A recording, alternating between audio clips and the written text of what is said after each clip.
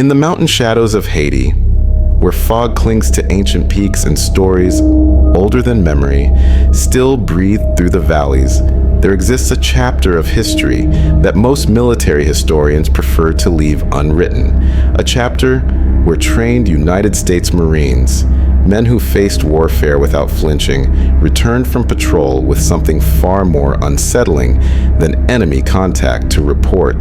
They spoke of giants, not metaphorical giants of legend or exaggerated tales from exhausted minds, but actual towering figures that moved through the Haitian wilderness with purpose and intelligence that defied everything these soldiers thought they understood about the world. The year was 1917, and the United States military occupation of Haiti was already 2 years deep into what would become a 19-year presence on the island. But this wasn't a story about politics or military strategy. This was about something that happened in the spaces between official reports, in the moments when the structured world of military protocol collided with something that had no place in any training manual. The Marines who encountered these beings weren't rookies fresh from boot camp. These were seasoned men who knew the difference between shadows and substance, between fear and genuine threat. What they reported wasn't whispered around campfires as ghost stories. It was documented, filed, discussed in hushed conversations among officers who couldn't quite dismiss what multiple credible witnesses were saying, yet couldn't quite accept it either. Haiti itself has always been a place where the ordinary and extraordinary exist in uncomfortable proximity. The first Black republic in the world, born from a slave rebellion that terrified colonial powers across the hemisphere, Haiti carried in its mountains and valleys a history that Western understanding struggled to categorize. The Taino people who originally inhabited the island called it Haiti, meaning land of high mountains. Those mountains held secrets that predated European arrival, mysteries that the enslaved Africans who later arrived recognized and respected in ways their captors never could. By 1917, the United States had inserted itself into Haiti's internal affairs under the guise of stability and protection of American interests. The official narrative spoke of infrastructure, governance, and security, but the Marines deployed to the countryside encountered a Haiti that wasn't in any briefing document. They found themselves in terrain where the natural and supernatural weren't separate categories, where voodoo wasn't just religion, but a living connection to forces that shaped daily reality, where the mountains themselves seemed to watch. The patrols moved through these highlands with increasing unease. The Haitian guides who accompanied them grew quiet in certain areas, their eyes scanning not just for bandits or rebels, but for something else, something they wouldn't name directly. When pressed, they spoke in careful terms about the old ones, about things that belonged to the mountains and didn't take kindly to intrusion. The Marines, trained to dismiss superstition, initially laughed off these warnings. That dismissal wouldn't last. It started with the tracks.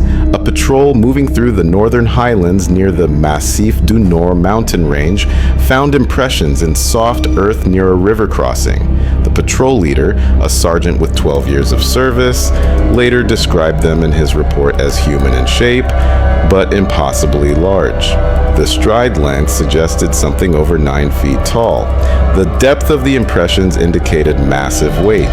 These weren't bear tracks misidentified by inexperienced eyes.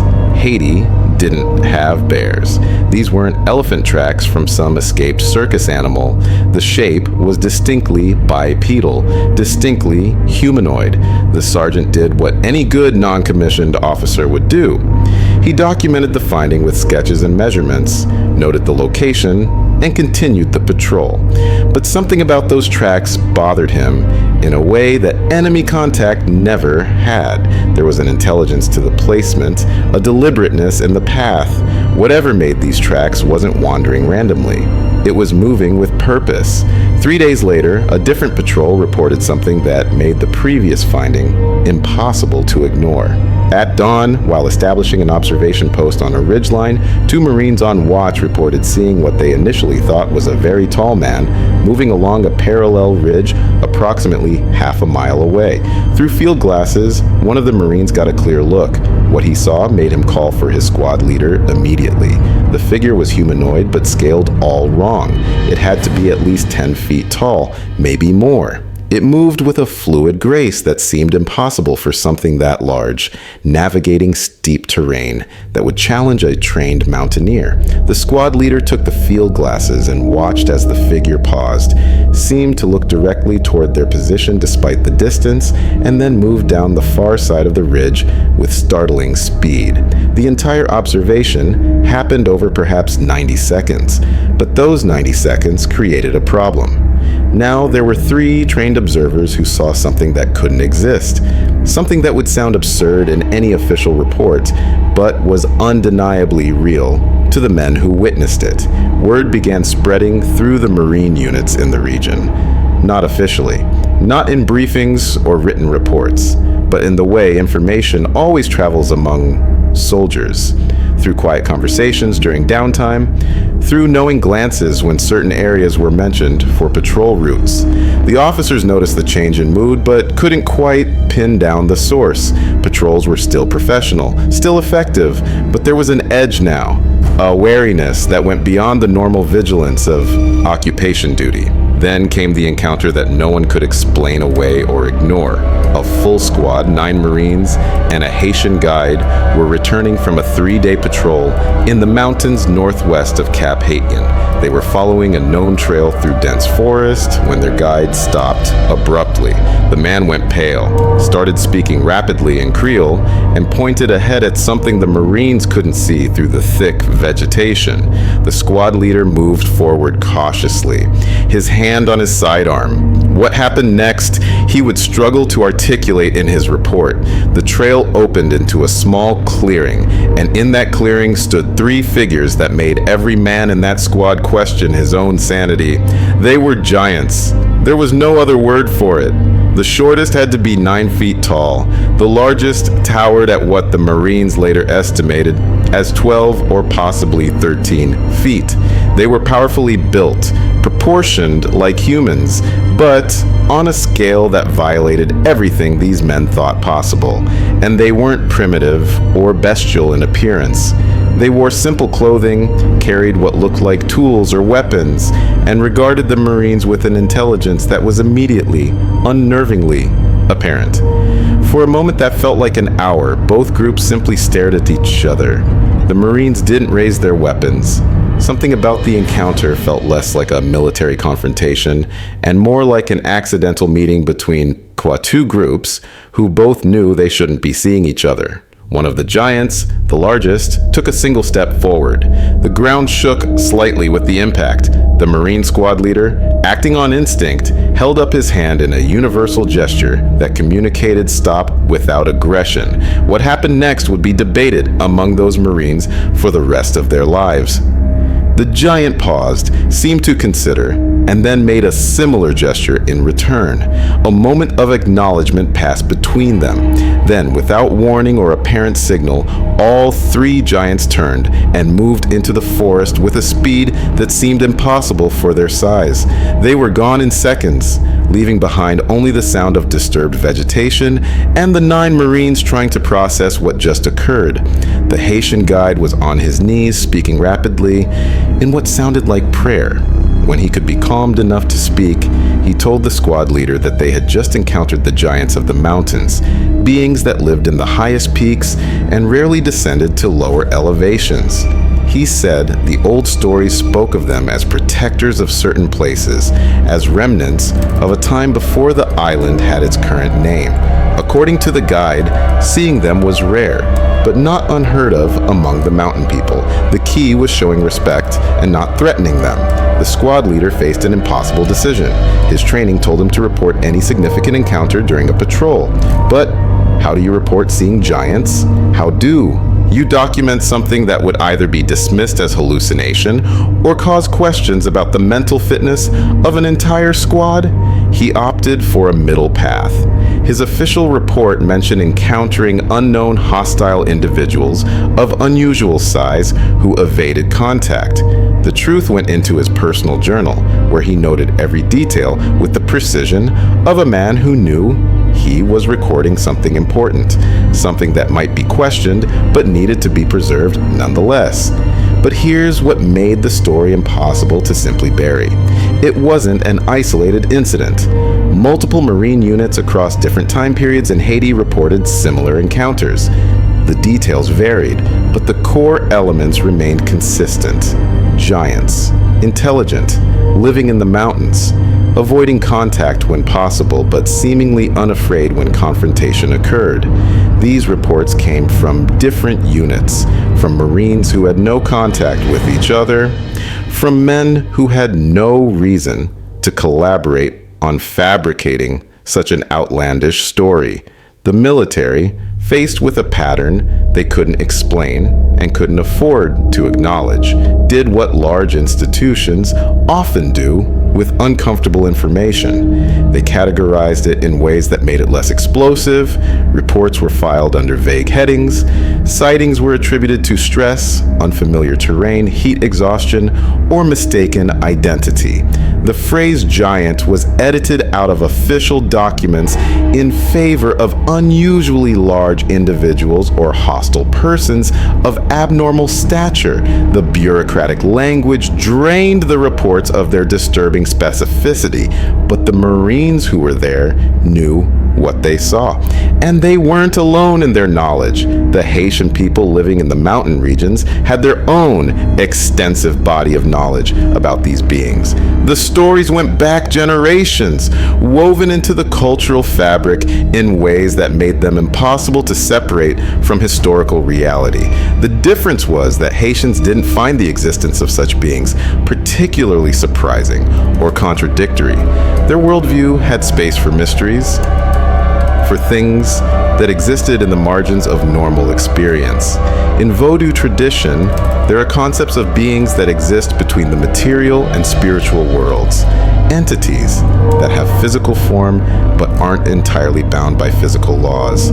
The giants fit into a category that Haitian spirituality recognized, even if it couldn't fully explain. They were regarded with respect, sometimes with fear, but not with the kind of outright disbelief that characterized Western responses. When Marines asked their Haitian guides about what they encountered, the guides often looked at them with something close to pity, as if amazed that the Americans had made it to adulthood without learning basic facts about the world.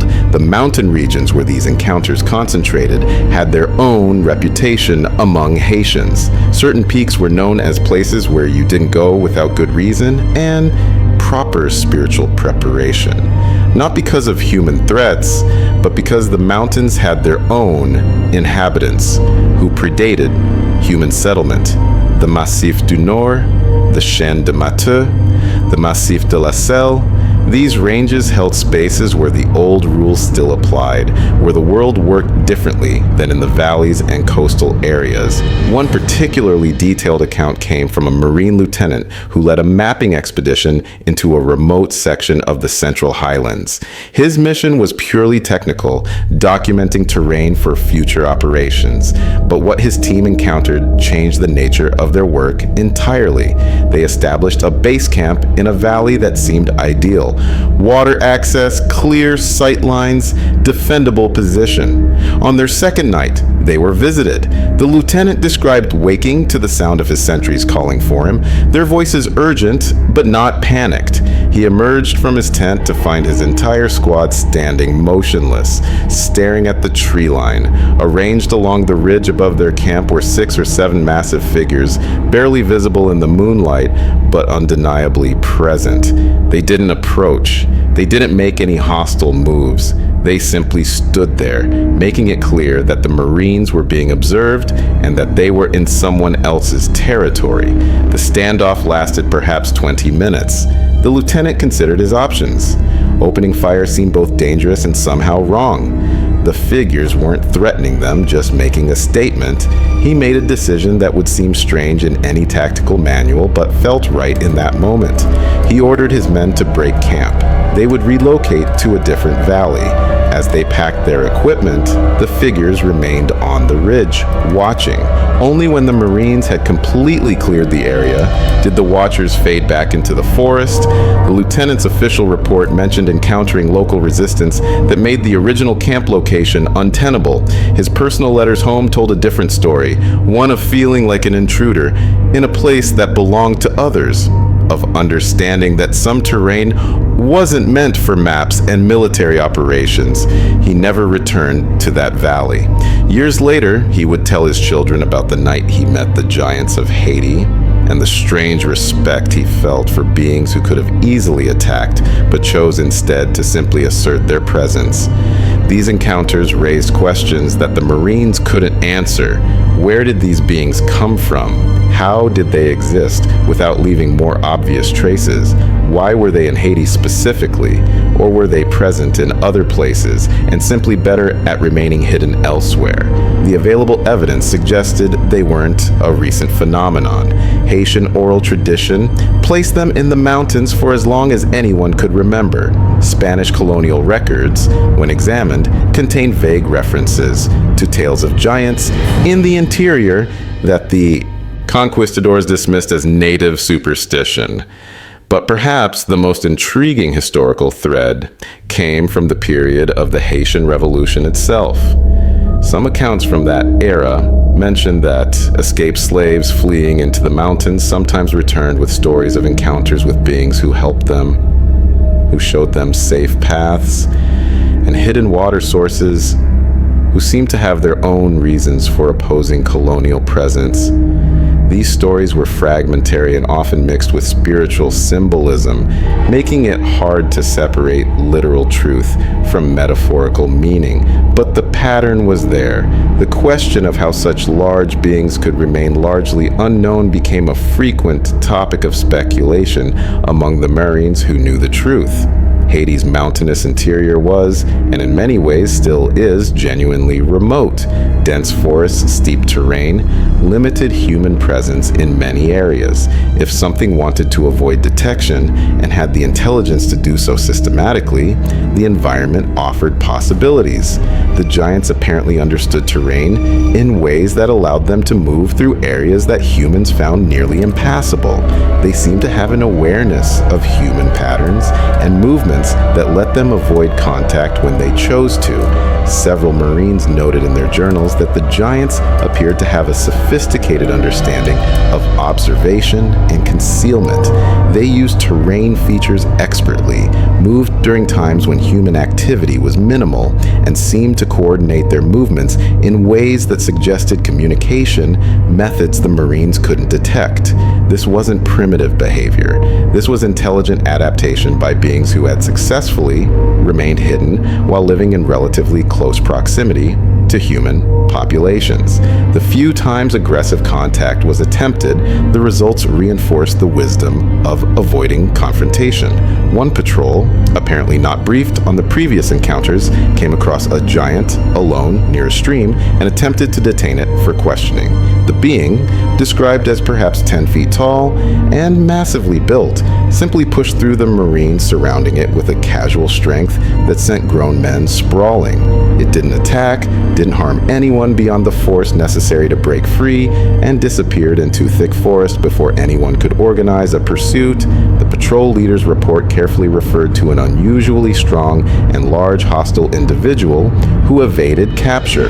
Medical officers who treated Marines after these encounters found no evidence of psychological breakdown or shared delusion. The men were lucid, consistent in their details, and clearly struggling with the cognitive dissonance of having experienced something their worldview told them couldn't exist. Some requested transfers to different regions, not because they were afraid, but because they found the presence of something so unknown to be fundamentally unsettling. Others became almost obsessed with understanding what they encountered, studying Haitian history and folklore, interviewing local people when possible. The official military records from the occupation period make no mention of giants, naturally. The files speak of routine patrols, infrastructure projects, engagements with rebel forces, the standard business of occupation. But in the margins of those official documents, in personal journals, in letters home, in oral histories recorded decades later, a different story persists. A story of Marines who went to Haiti expecting to face human adversaries and instead encountered something that challenged their entire understanding of what was possible. The mountains still hold their secrets. The giants, if they remain, have become even better at avoiding detection in the century since these encounters. What makes these accounts particularly compelling is the pattern of physical evidence that accompanied many sightings. Beyond the massive footprints, Marines reported finding other traces that defied easy explanation. Trees broken at heights that would require tremendous force and reach. Stones arranged in patterns that seemed deliberate but served no obvious purpose. Areas where vegetation was disturbed in ways that suggested something very large had passed through, yet the disturbance was so minimal, it indicated unusual care and precision of movement. One patrol found what appeared to be a shelter in a cave system high in the Massif du Nord. The entrance required climbing skills to access, but inside, they discovered a space that had clearly been occupied. The ceiling was at least 15 feet high, and there were crude but effective furnishings, scaled to beings of enormous size. Stone seats, a fire pit that hadn't been used recently, but showed signs of long-term use, tool marks on the walls that were too high for any normal human to have made without scaffolding. The Marines photographed what they could, collected measurements, and backed out quietly. The photographs disappeared into military archives, classified not for strategic reasons, but because no one knew what else to do with them. The psychological impact on the Marines who encountered these beings varied considerably. Some men took it in stride, viewing it as just another strange aspect of foreign deployment. Others found their entire worldview fundamentally shaken. If giants were real, what else might be real? What other assumptions about the world were wrong? Several Marines reported that after returning to the United States, they found themselves looking at forests differently, at mountains differently, wondering what else might be hiding in plain sight. A particularly interesting secondary effect emerged among the Marine units that spent extended time in regions where encounters were more common. They began adopting some of the Haitian attitudes toward the mountains. Certain areas became unofficially understood as off-limits for camps or extended operations, not because of any tactical disadvantage, but because of an unspoken recognition that those places belonged to others. Patrols would take longer routes to avoid specific valleys or ridges. When asked why, the answer was usually vague. Bad ground, rough terrain. The official explanations masked a reality that couldn't be spoken directly. The Haitian guides who worked with the Marines became invaluable sources of information, though they shared knowledge carefully. They seemed to operate under rules about what could be said and what needed to remain unspoken. When Marines asked direct questions about the giants, answers were often indirect, couched in terms of old stories or things their grandparents told them. But the practical knowledge they shared was precise. Don't camp in certain valleys. Avoid specific trails after dark. If you find unusual tracks, don't follow them. If you see figures in the distance that seem wrong somehow, acknowledge them with respect and move on. One guide told a Marine lieutenant that the giants were the original people of the island, beings who were there before the Taino, before anyone. According to this account, when humans first arrived, there was a time of coexistence and even cooperation. But as human populations grew and spread, the giants retreated to the high places, the remote places, where they could live undisturbed. The guide explained that his people understood the arrangement. The mountains belonged to the giants. Humans could pass through with respect, but couldn't claim those spaces as their own. It was a treaty that existed without being written, honored through practice rather than law. The lieutenant found this explanation both fascinating and frustrating. It suggested a hidden history, an entire narrative that ran parallel to recorded history, but never intersected with it directly.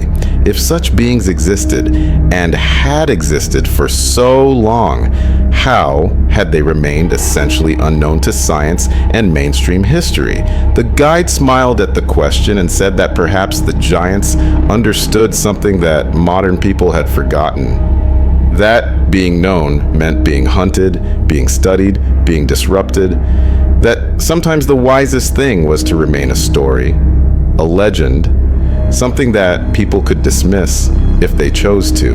This philosophy of deliberate obscurity made a kind of sense when examined carefully.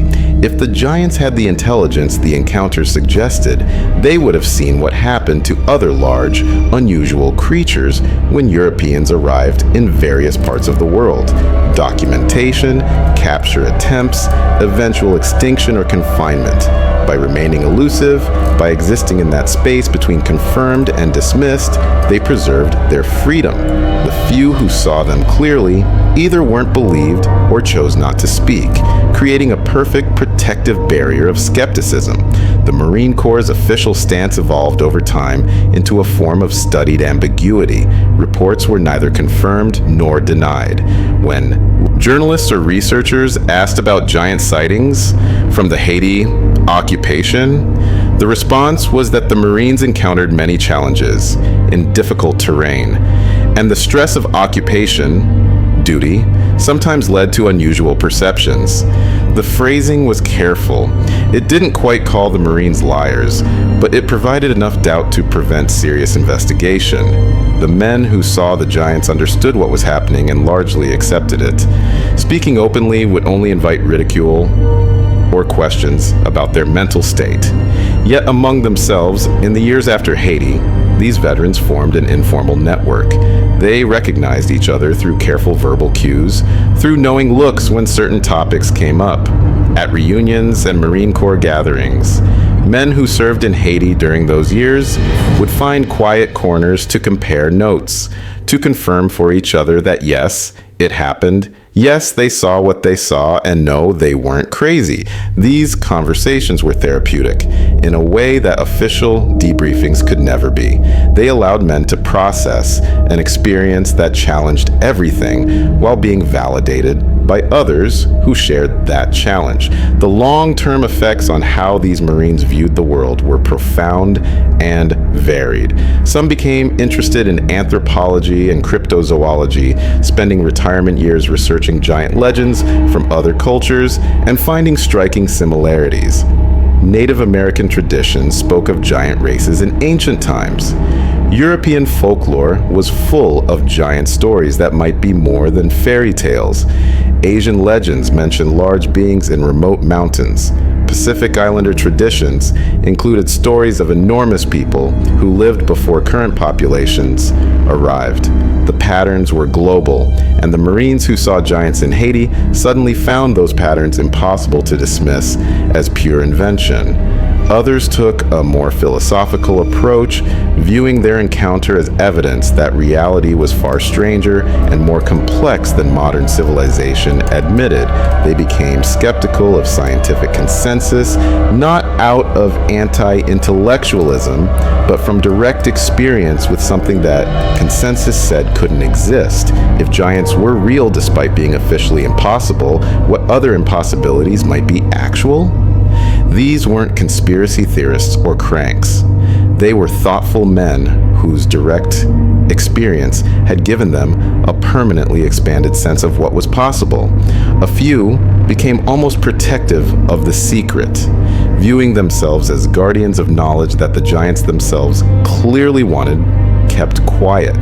They refused to discuss their experiences even with family, seeing it as a matter of honor. They had been shown something extraordinary, and in return, they would keep it extraordinary by not dragging it into the spotlight of modern curiosity. It was an interesting ethical stance. The giants had trusted them, in a way, by allowing themselves to be seen. Betraying that trust by turning them into research subjects or media sensations would be wrong.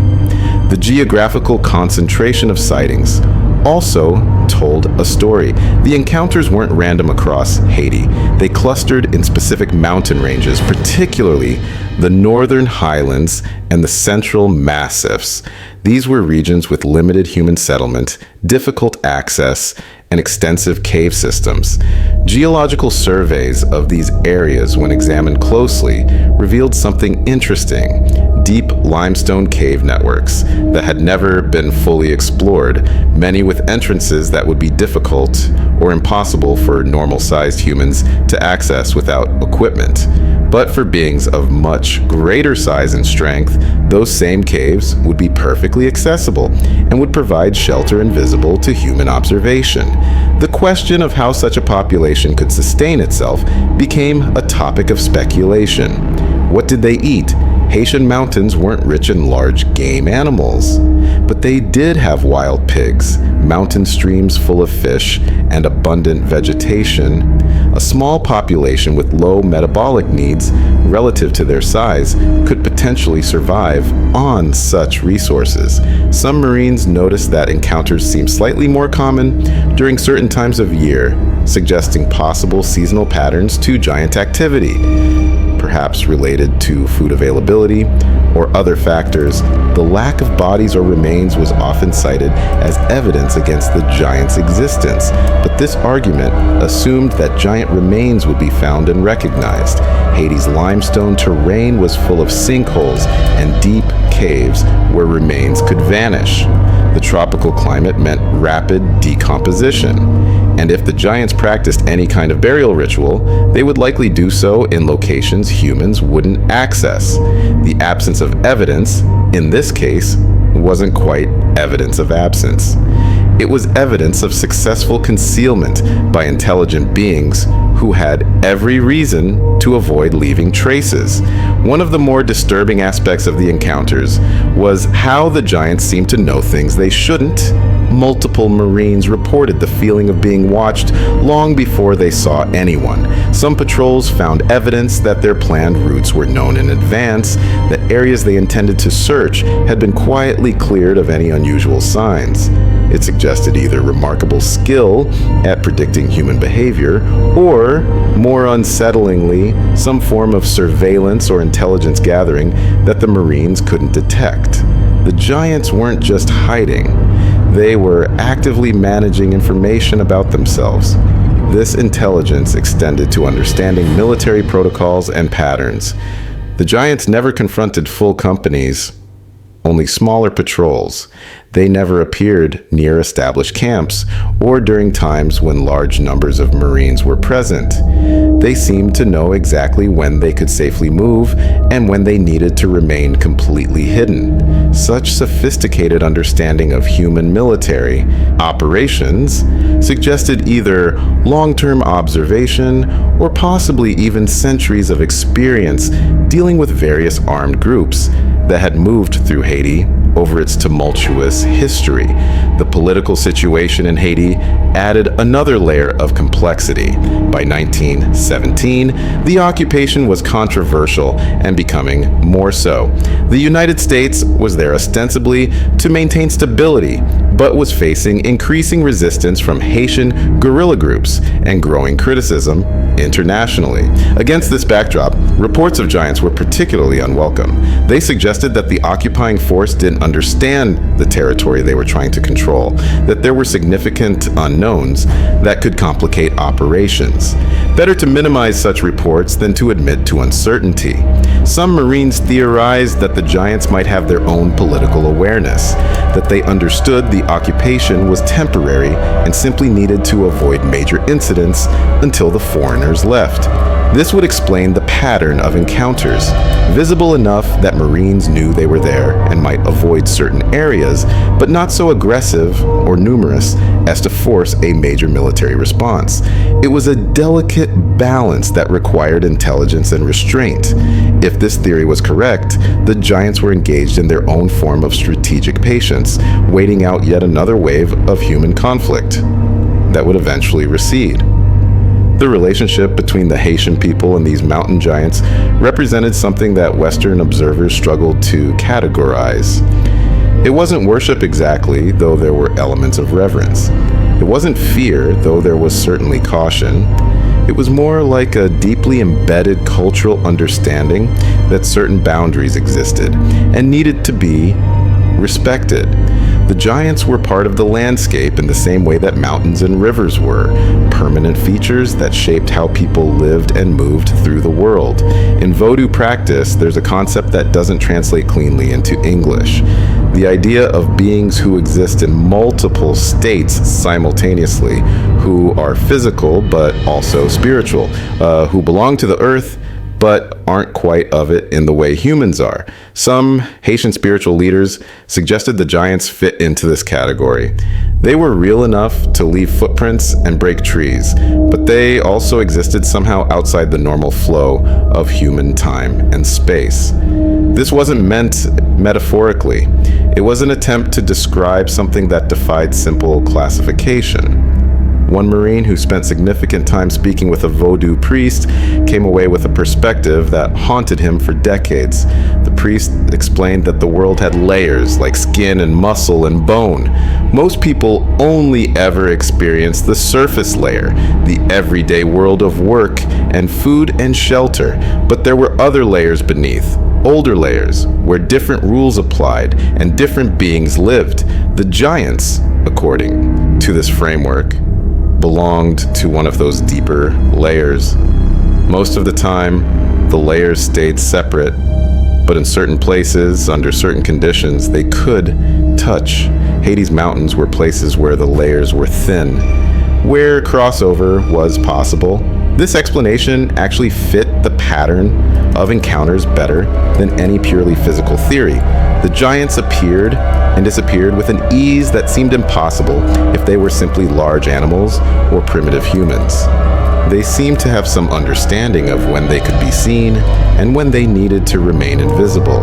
They moved through terrain in ways that left minimal trace, as if they understood how to step between the layers the priest described. Whether this was literal metaphysics or a sophisticated understanding of natural camouflage and terrain usage didn't really matter. The effect was the same. The Marines who took this perspective seriously found it changed how they approached their patrols. They stopped thinking of the mountains as empty space waiting to be mapped and controlled. They started moving through them, more like guests in someone else's home, with an awareness that their presence was tolerated rather than welcomed. Interestingly, the patrols that adopted this mindset reported fewer unsettling encounters. It was as if acknowledging the giant's existence and right to territory reduced the need for direct confrontation. But not everyone in the military chain of command appreciated this cultural sensitivity. There were officers who viewed any accommodation to local beliefs as weakness, who insisted that Haiti was occupied territory and that Marines had every right to go wherever military necessity dictated. These officers tended to plan operations that deliberately pushed into the most remote mountain regions, determined to assert control. The results were predictable. Their patrols experienced more encounters, more unexplained incidents, and more men returning shaken and requesting transfers. One particularly aggressive colonel decided to organize a major sweep through the Massif de la Selle, determined to prove that the giant stories were nothing but local superstition and soldier nervousness. He assembled a reinforced company, over 100 Marines, and planned a week-long operation that would thoroughly search areas where sightings had been concentrated.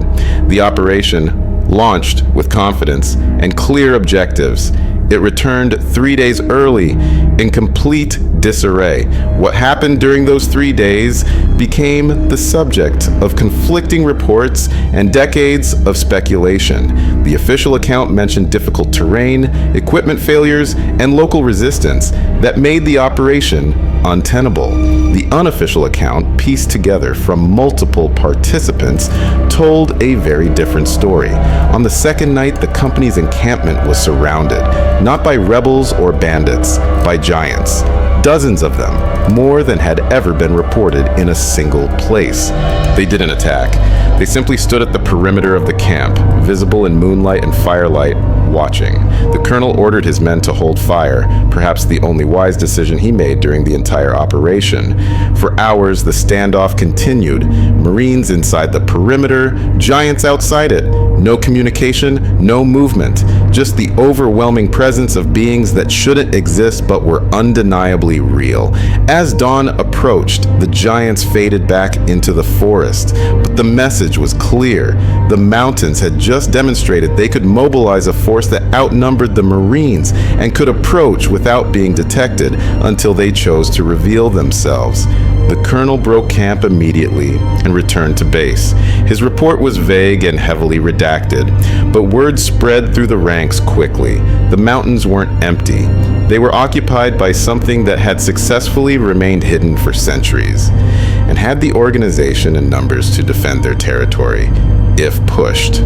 After that incident, there were no more large-scale operations in the deep mountain interior. The occupation continued, but with an understanding that certain areas were off-limits, not because they were strategically unimportant, but because asserting control there would require a level of conflict that no one wanted to escalate. The question of numbers became central to understanding what the Marines were dealing with. How many giants were there? A dozen? Hundreds? The sighting suggested at least a viable breeding population, which meant dozens at minimum. But the ability to mobilize what the colonel encountered suggested larger numbers, or at least better organization than a small band of individuals could manage. If there were truly dozens or even hundreds of giants living in Haiti's mountains, the implications were staggering. It would mean a completely unknown intelligent species had successfully hidden in plain sight for potentially thousands of years. Some researchers who later investigated these accounts proposed that Haiti might not be the only location, that perhaps similar populations existed in other remote mountain ranges, in places where human access was limited and where local cultures had their own stories of giants. The Andes had such stories. The Himalayas certainly did. Mountain ranges in Africa, in Southeast Asia, in Papua New Guinea, all had traditions of large beings in the high places. What if these weren't just myths? What if they represented rare glimpses of something real, something that existed globally but remained carefully hidden? The physical characteristics reported by Marines were consistent enough to suggest either accurate observation or very coordinated fabrication. The giants were described as proportioned like humans, but on a much larger scale. They had dark skin, dark hair, features that suggested they could be related to the Taino people who originally inhabited the Caribbean, but magnified. Their faces were intelligent. Their movements purposeful. They wore simple clothing made from plant fibers or hides. They carried tools and what might have been weapons, though these were never used aggressively in encounters with Marines. Their communication remains one of the great mysteries. Marines reported hearing vocalizations during encounters, deep voices that sounded like language but weren't recognizable as any known tongue. Some witnesses said the giants seemed to communicate with each other through sounds pitched too low for human ears to fully process, felt more than heard. Others reported what seemed like hand signals or gestures that conveyed meaning between giants. The sophistication of their coordination during the colonel's encounter suggested they had effective communication methods, whether verbal, gestural, or something else entirely. The technology level of the giants also provided clues to their nature and history. They weren't using metal tools. Everything was stone or wood or bone, materials that would decompose and leave no lasting trace. This suggested either a culture that chose simplicity or one that understood the dangers of leaving durable artifacts that could be found and studied. The stone tools found in the cave shelter were well made but not elaborate, functional rather than decorative. This could indicate a practical culture focused on survival rather than artistic expression, or it could mean that any more sophisticated items were carefully hidden. Food sources presented another puzzle. Haiti's mountains didn't have the game animals that would normally support a population of such large beings. But the giants had to eat something, and in quantity substantial enough to maintain their size. Some theories suggested they might fish in mountain streams, gather nuts and fruits, possibly raid agricultural areas at night for supplementary food.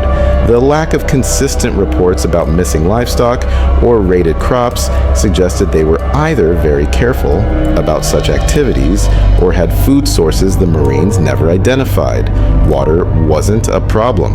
Haiti's mountains were full of streams and springs, but the giants would need secure, hidden locations for shelter, which meant caves or other natural formations.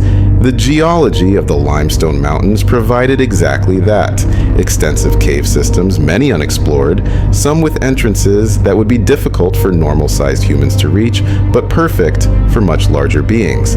These caves could provide not just shelter, but entire hidden networks, where a small population could live largely undetected. The question of reproduction and family structure came up rarely in the reports, but was significant when mentioned. A few Marines reported seeing what appeared to be young giants, smaller individuals that were still larger than adult humans, but clearly not fully grown. This confirmed that there was an actual population, not just a handful of isolated individuals. It also suggested that somewhere in those mountains were locations where giant families lived, where children were raised and taught how to remain hidden. The thought of giant mothers caring for giant infants, of family groups living their lives in secret caves, added a poignant dimension to the story. One particularly emotional account came from a Marine who encountered a giant female with what appeared to be an infant. He had separated from his patrol briefly to investigate what he thought was a water source when he came around a rock formation and found himself face to face with a mother and child. The mother's reaction was instantly protective, positioning herself between the Marine and her infant, who couldn't have been more than 3 or 4 feet tall. The Marine, who had young children of his own back home, understood that fear in a mother's eyes. He slowly backed away, hands visible and empty, communicating as clearly as possible that he meant no harm. The mother waited until he was at a safe distance before gathering up her child and disappearing into terrain that seemed impassable. That Marine never spoke publicly about what he saw, but he wrote about it extensively in letters to his wife, letters that survived in family archives. He described feeling a connection across species, recognizing in that giant mother the same fierce protective instinct he saw in his own wife.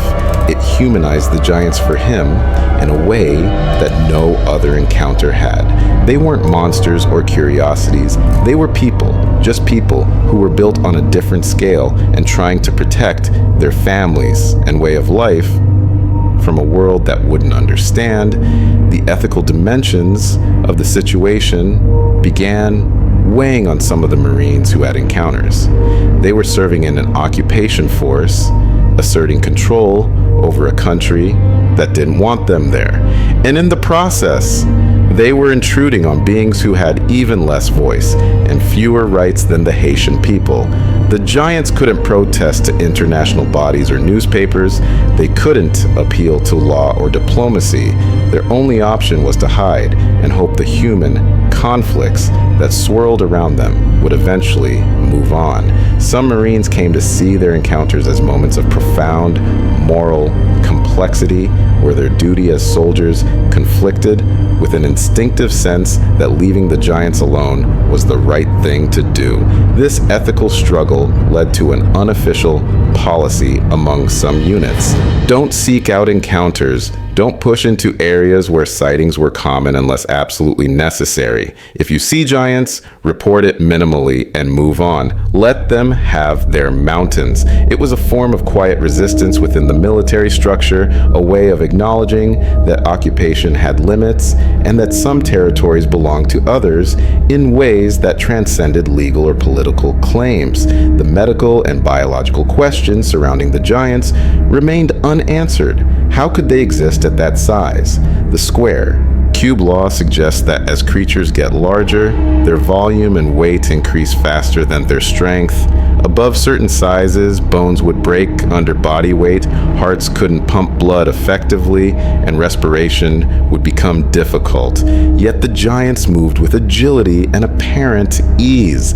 Either they had somehow overcome these biological constraints, or they weren't quite as large as they appeared, and some trick of perception was involved. Some researchers later proposed that the giants might have denser bones, more efficient cardiovascular systems, or other adaptations that allowed their size. Others suggested they might not be entirely physical in the normal sense, which returned to the voodoo priest's explanation about layers of reality. If the giants existed partially outside normal physical constraints, they might not be bound by the same biological rules. This explanation was unsatisfying to scientifically minded investigators, but couldn't be entirely dismissed given the evidence. The government's handling of the Haiti giant reports became a template for how similar phenomena would be managed in future military operations. Don't deny outright, don't confirm. File reports in ways that make them difficult to find. Use language that leaves room for alternative explanations. Discourage further investigation through bureaucratic obstacles. It was a sophisticated approach that neither validated nor invalidated the encounters, leaving them in a permanent state of official ambiguity. This strategy worked because it exploited natural skepticism. People were inclined to doubt giant stories anyway. The government didn't need to actively suppress information, it just needed to avoid actively confirming it.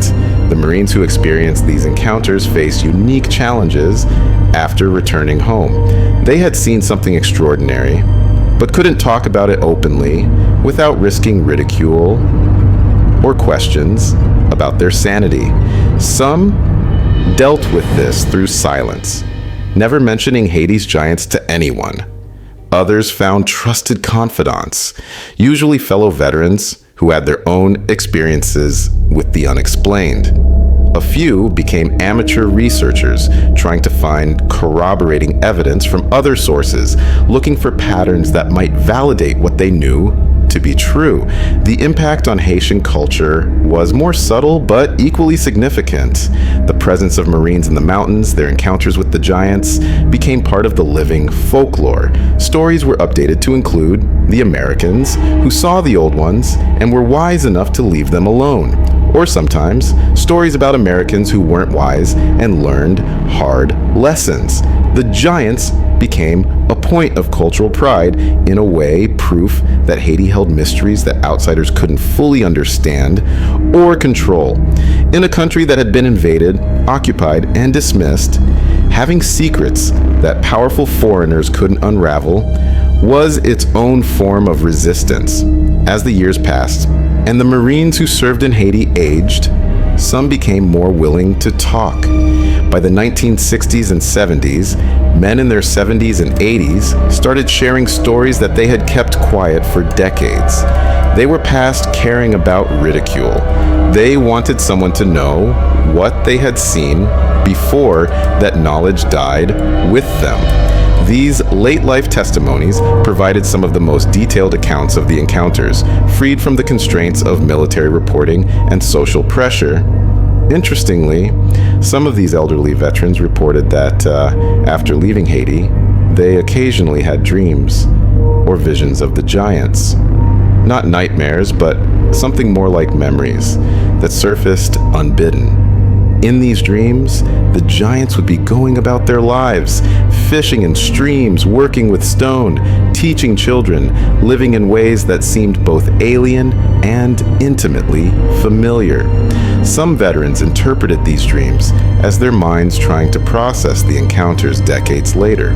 Others wondered if perhaps the contact had created some kind of lasting connection, a thread between human and giant consciousness that persisted across time and distance. The anthropological implications remain staggering. If the accounts were true, it would mean that human evolution and history had a parallel track, another intelligent species that developed differently but shared the planet with us. The giants would represent a road not taken, a version of intelligence that prioritized remaining hidden over building civilizations. In many ways, their approach had been more successful than humanity's. They survived without destroying their environment, without endless wars, without the constant expansion and consumption that characterized human cultures. They found a way to exist sustainably in limited territories, maintaining their way of life for potentially thousands of years. The question of why Haiti specifically remained central. Was there something about the island that made it suitable for giants? The mountains were substantial, but not exceptional compared to other ranges. The isolation was significant, but not unique. Perhaps the answer lay in history. Haiti's tumultuous past, its revolutions and occupations, and constant political instability might have actually helped the giants remain hidden. A country in perpetual crisis was a country where authorities had neither time nor resources to investigate strange reports from rural areas. The chaos provided cover, made it easier for something unusual to exist in the margins. Or perhaps Haiti was simply where the giants had always been, and they adapted to successive waves of human inhabitants. The Taino arrived first, and the giants reached an accommodation with them. The Spanish came and brought horror, but the giants stayed hidden in the mountains. The French established their brutal plantation system, and still the giants endured in their high refuges. The Haitian Revolution created chaos that provided even more cover. And through it all, they maintained their hidden existence, passing down knowledge of survival and concealment through generations. The marine occupation represented just another wave of foreign presence, something to be waited out with patience born of centuries. The giants had outlasted the Spanish, the French, various Haitian governments, and they would outlast the Americans too. This long view, this ability to think in terms of centuries rather than years, might be one of their key survival traits. They didn't need to win confrontations. They just needed to avoid them until the temporary disruption passed and humans moved on to fight over something else somewhere else. Modern attempts to verify the Haiti giant stories face substantial obstacles. The Marines who saw the giants are nearly all dead now, their testimonies existing only in archives and secondhand accounts.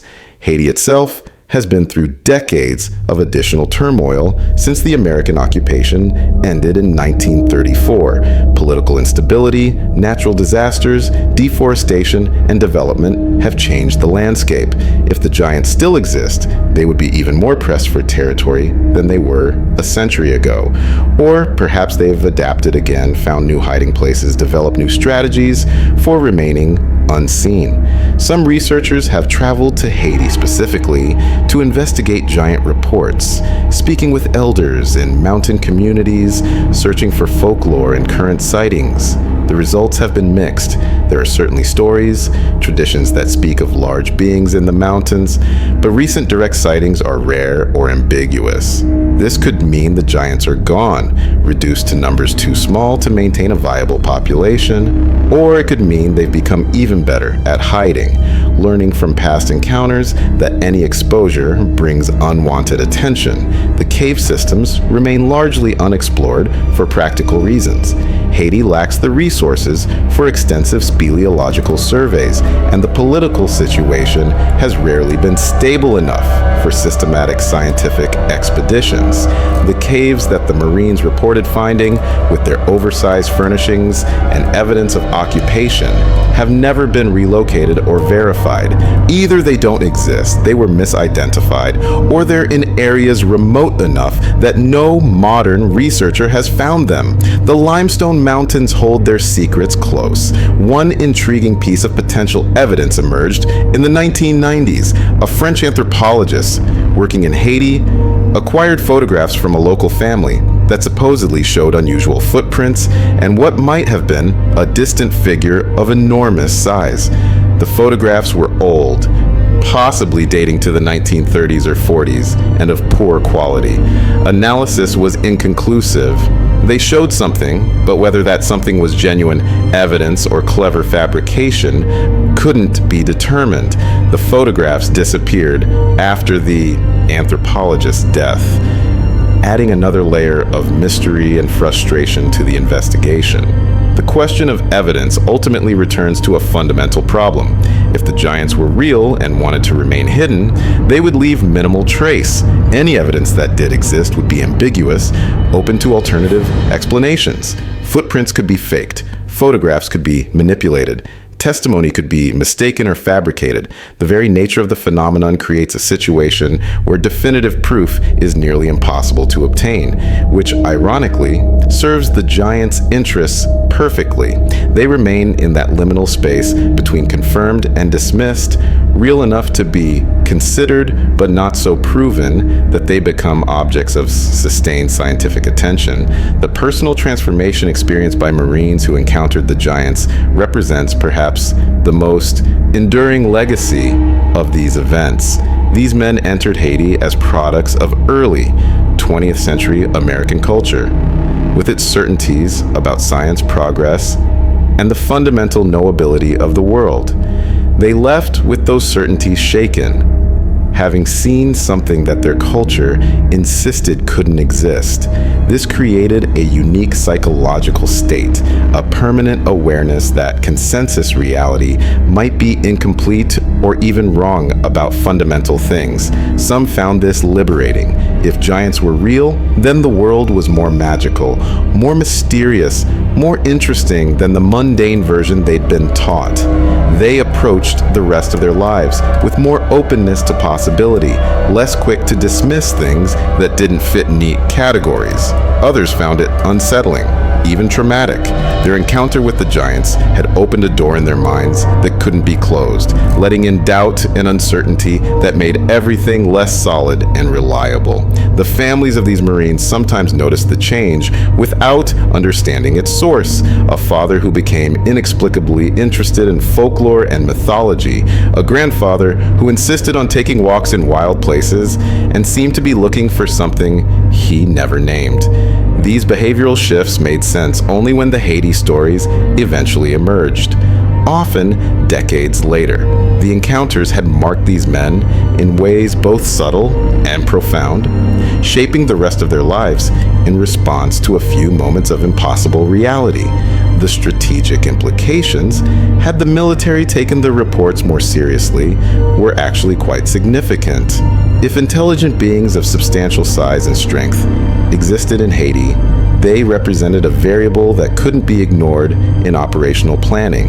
They controlled terrain, had their own intelligence networks, and could potentially interfere with military operations if they chose to. The fact that they generally chose not to interfere was lucky for the occupation force, but it also demonstrated that the Marines were operating with incomplete information about the actual situation on the ground. This incomplete understanding extended beyond just the giants themselves. If the Haitian people knew about the giants and had centuries of experience coexisting with them, then the cultural knowledge possessed by local populations was far more sophisticated than American military intelligence recognized. The Marines thought they were occupying a country they understood, mapped, and controlled through superior force. But underneath that official reality ran currents of knowledge and experience that the occupiers never fully grasped. The Giants were just the most dramatic example of this gap. The role of fear in maintaining the secret also deserves consideration. Some Marines stayed quiet not because they doubted what they saw, but because speaking up could derail careers or trigger psychiatric evaluations. The military of that era had little patience for soldiers who reported impossible things, even if those soldiers were otherwise reliable. The institutional pressure to conform to report only what fit established frameworks was enormous. This pressure ensured that many encounters went unreported or were sanitized into ambiguous language that stripped away the disturbing specifics. Yet, despite all these pressures, the stories survived. They circulated through informal networks, passed from Marine to Marine, preserved in personal writings and family stories. This persistence suggests something genuine at the core. Fabricated stories tend to evolve wildly or fade away, but the Haiti Giant accounts remained remarkably consistent across different sources and time periods. The descriptions matched, the locations overlapped, the behavioral patterns were similar. This consistency across multiple independent witnesses is perhaps the most compelling argument for taking the reports seriously. The intersection with Haitian spiritual traditions added another dimension that Western observers often struggled to process. The Vodou understanding of reality included spaces for beings that existed between categories that were physical, but also more than physical. The Giants fit naturally into this worldview. They weren't anomalies to be explained away, but rather confirmation of what Haitian spiritual knowledge already understood. The land was alive in ways that went beyond Western scientific frameworks. It had its own inhabitants, its own patterns, its own rules that didn't require Western validation to be real. This epistemological divide, this fundamental difference in how reality was understood, meant that Marines and Haitians were essentially speaking different languages, even when using the same words. When a Marine reported seeing a giant, he was reporting an anomaly, something that shouldn't exist. When a Haitian heard that report, they were hearing about an encounter with something that had always existed, that their culture had never doubted. The challenge wasn't proving the giants were real. The challenge was getting different worldviews to communicate about something they fundamentally understood in incompatible ways. The giants themselves, if they could have spoken on the matter, might have had their own perspective on all of this. Perhaps they viewed the human conflicts swirling around them with the same bemusement that long-lived creatures might feel watching the brief, intense dramas of short-lived species. The Americans would leave, just as the French had left, just as the Spanish had left. The Haitians would remain as they always had, and the giants would still be there, in their mountains, living according to rhythms that predated all these human concerns and would likely outlast them as well. The environmental changes in Haiti over the past century raise new concerns about the giants' survival if they still exist. Deforestation has been extensive, driven by poverty and need for agricultural land and charcoal. The remote mountain forests where giants could hide have shrunk dramatically. Helicopter travel and satellite imagery have made truly hidden locations harder to maintain. Population pressure has pushed human settlement into areas that were once effectively wilderness. All of these factors would make it increasingly difficult for a large cryptid population to remain undetected, yet Haiti's continued instability might paradoxically help. A country with limited resources for systematic wildlife surveys or speleological research is a country where pockets of unknown can still exist. The very chaos that makes life difficult for humans might provide cover for beings trying to avoid attention. And if the giants have survived this long, they've clearly mastered the art of adaptation. Whatever strategies allowed them to endure through centuries of human activity might be sufficient to carry them through current challenges as well. The broader question of whether other giant populations exist elsewhere remains tantalizing. If Haiti's mountains could hide such beings, what about the Andes, the Rockies, the Himalayas, the highlands of Papua New Guinea? All of these regions have giant legends. All have remote areas that remain largely unexplored. The Haiti encounters might not be unique, but rather one visible example of a phenomenon that exists more widely, but stays successfully hidden in most locations. The Marines in Haiti might have gotten lucky, or unlucky depending on perspective, in encountering something that usually remains invisible.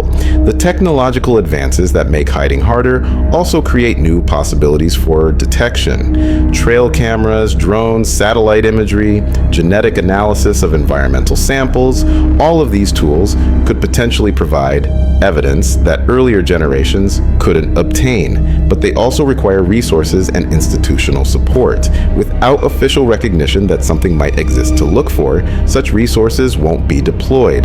The giants remain protected by a catch-22. Evidence is needed to justify searching, but searching is needed to obtain evidence. The eyewitness accounts from the Marines retain their power precisely because they weren't seeking giants, weren't expecting them, and had no framework for understanding them. These were practical men engaged in military operations who stumbled into something extraordinary. Their reports have the ring of genuine surprise and struggle to articulate experiences that defied their training and worldview. This authenticity, this clear sense of witnessing something real that they couldn't fully process, makes their testimonies more credible than if they had been seasoned cryptozoologists looking for exactly what they found. The human need to categorize and understand runs headlong into the limits of what can be known with certainty. The Haiti giants exist in that frustrating space where the evidence is substantial enough to take seriously, but not definitive enough to prove conclusively. They challenge the comfortable assumption that the world is fully mapped and understood, that all large creatures have been found and cataloged. They suggest that mystery still exists, that the planet holds secrets in its remote places, and that perhaps those secrets exist partly because something intelligent wants them kept. The Marines who died having seen the giants took with them first-hand knowledge that can never be recovered. Each death reduced the circle of living witnesses who could speak with absolute certainty about what existed in Haiti's mountains in 1917. Now, that circle has likely closed completely. What remains are the stories, the archived reports, the letters and journals, the family tales passed down. These secondary sources must carry the weight of something that was once vividly, undeniably real to men who are no longer here to insist on their truth. Perhaps that's fitting. The giants themselves exist primarily as stories now, passed through generations of Haitians who know the mountains hold more than maps show. The Marine encounters added another layer to those stories, a chapter where outside witnesses confirmed what local knowledge had never doubted.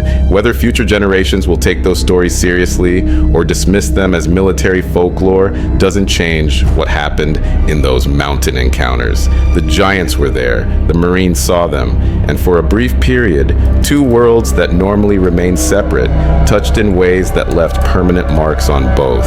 The final question may not be whether the giants exist, but whether humanity is ready to acknowledge what that existence would mean. It would mean our understanding of human evolution and prehistory is incomplete. It would mean that intelligent species can coexist on Earth without the dominant one even realizing it. It would mean that consensus reality, the shared agreement about what's possible and what's not, has significant blind spots. These are uncomfortable implications that challenge too many established frameworks. So, the giants remain where they perhaps prefer to be, in that twilight zone between myth and reality, spoken about but not quite believed, documented but not quite proven. The mountains of Haiti keep their secrets still. The caves run deep into limestone darkness where no official survey has penetrated. And somewhere in those hidden places, if the stories are true, beings who learned long ago that survival meant invisibility continue their ancient patterns, waiting with patience born of centuries for the latest wave of human disruption to pass as all the others have. The Marines who encountered them are gone now, taking their certainty with them. What remains is the question, persistent and unanswerable, of what really happened in those mountains. The evidence suggests something extraordinary.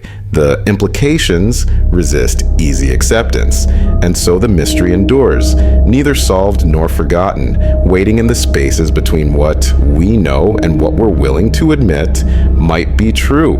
The giants of Haiti, real or imagined, concrete or spiritual, remain one of the great untold chapters of 20th century military history.